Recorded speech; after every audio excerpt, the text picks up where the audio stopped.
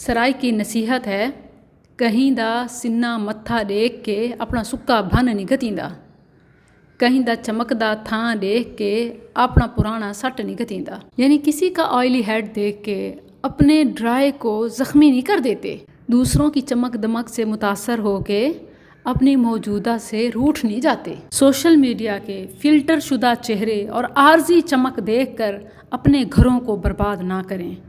آپ کے نکاح میں جو شریک حیات ہے وہی آپ کے لیے دنیا کا سب سے خوبصورت اور قیمتی انسان ہے۔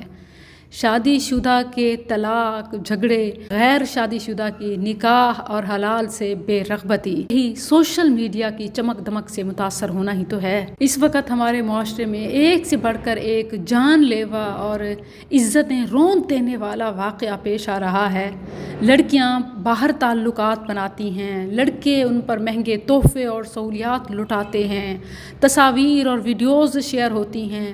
جب اپنی مرضی پوری ہو جاتی ہے تو اچانک پھر لڑکیاں خود کو مظلوم کر کے یا مرد درندہ بن کے انسانیت کو روند ڈالتے ہیں۔ میں صرف ایک گزارش ماں باپ سے اور ایک حکومت سے گزارش کروں گی کہ اگر حکومت صرف ایک کام کرے، شادی سے پہلے غیر محرم لڑکے اور لڑکی کے ہر قسم کے تعلق پر مکمل قانونی پابندی عائد کر دے، اگر یہ قدم اٹھا لیا جائے تو نہ جھگڑے ہوں گے، نہ بلیک میلنگ ہوگی، نہ ہی جانوں کا ضیاع اور عزتوں کا سودا ہوگا۔ اور والدین، آپ بھی اپنی ذمہ داری ادا کریں، بیٹے پر نظر رکھیں کہ وہ پیسہ کہاں لٹا رہا ہے، اور بیٹی پر بھی کہ وہ باہر سے کیا چیزیں گھر لا رہی ہے، کس کو مل رہی ہے، کہاں جا رہی ہے۔ ہر تحفے کی کوئی نہ کوئی قیمت ضرور ہوتی ہے۔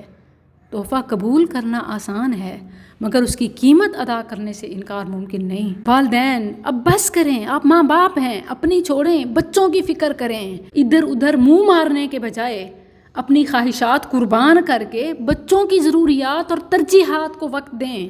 آپ کی توجہ اور قربانی ان کو غلط فیصلوں اور غلط راستوں سے بچا سکتی ہے۔ محبت سے محروم اور مادیت کی بھوکی جن زی کو صرف ان دو کاموں سے راہ راست پہ لایا جا سکتا ہے۔ جانوں کی ہلاکت اور عزتوں کی نیلامی اب ماں باپ یا ان کی خواہشات اور ترجیحات یا پھر اولاد اور حکومت کے حرام پر پابندی، غیر محرم کا کنسیپٹ، یہ اسلام کا بنیادی نظریہ تحفظ ہے۔